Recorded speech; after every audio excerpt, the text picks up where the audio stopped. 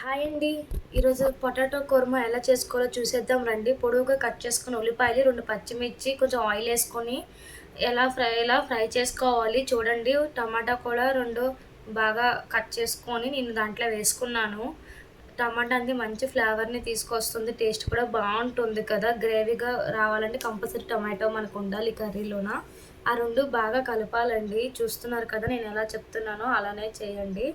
అలా కలుపుతూను ఉండగా దాంట్లో బాగా ఫ్రై చేయాలి. ఆనియన్‌లో మగ్గిపోవాలి. అప్పుడే బాగా టేస్ట్ వస్తుంది కర్రీలోన.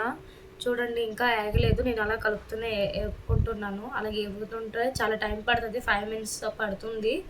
అలాగా ఫ్రై చేస్తూనే ఉన్నాను. కింద నుంచి మీద వరకు కలుపుకుంటూనే స్లోగా చేసుకోవాలి సిమ్‌లో పెట్టుకొని. లేదంటే మాడిపోతుంది కదండీ అడుగుకి. అందుకే అప్పటికే కొంచెం కొంచెం అంటేస్తుంది కిందకి. అప్పటికే నేను సిమ్‌లోనే చేస్తున్నాను. అలా ఫ్రై చేస్తూనే ఉన్నాను. ఈలోన ఫ్రై అవుతుండే కొద్దీ ఇటు పక్క మా ఆయన ఆఫీస్ కూడా టైం అయిపోతుంది.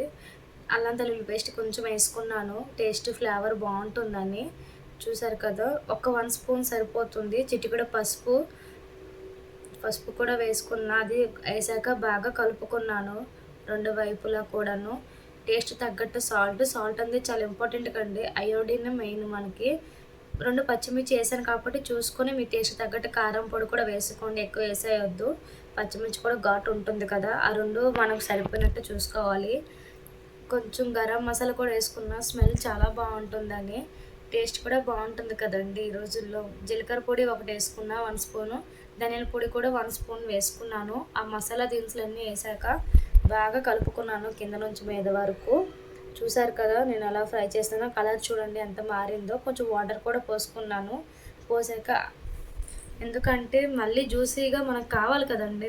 లేకపోతే బాగోదు. కుర్మా అంటే కొంచెం థిక్‌నెస్‌గా కొంచెం గ్రేవీగా ఉండాలి. సో, అందుకే వాటర్ ఏసుకొని కొంచెం మగ్గిస్తున్నాను. ఆ వాటర్‌లో ఆనియన్‌ని, టమాటోని. ఇప్పుడు ఉడకబెట్టుకున్న దుంపల్ని దాంట్లో వేసుకుంటున్నా. ఆ దుంపలు అలా స్మాష్ చేస్తే కదండీ థిక్‌నెస్ అనేది వచ్చేది కర్రీకి. నేను ఎలా వేస్తున్నానో. తొక్క తీసేసాను. బాగా తీసేసి బాగా స్మాష్ చేశాను హ్యాండ్‌తోని. మొత్తం స్ప్రెడ్ చేసేసాను. చూసారు కదా! మొత్తం స్ప్రెడ్ అయిపోయింది. ఇలా ట్రై చేయండి. చాలా బావుంటుంది కర్రీ అనేది. నేను కూడా చూసి చేసిందేని. చూడండి ఎంత బావుందో. కలర్ చూస్తేనే మీకు తెలుస్తుంది కదా! దాని యొక్క ఫ్లేవర్ ఎలా ఉంటదో. ఫైనల్ లుక్ ఇలా అయితే ఉంది. నాకింకా గ్రేవీగా కావాలి కాబట్టి కొంచెం నేను వాటర్ పోసుకున్నాను. కొంతమందికి డ్రైగా ఇష్టపడుతుంది. కొంతమందికి గ్రేవీగా ఇష్టపడుతుంది. సో, మాకు గ్రేవీగా కావాలి కాబట్టి నేనైతే గ్రేవీగానే చేసుకున్నాను. చూస్తుంటే మీకు అర్థమవుతుంది కలరు, స్ట్రక్చరు మీకు అర్థమవుతుందనుకుంటున్నా.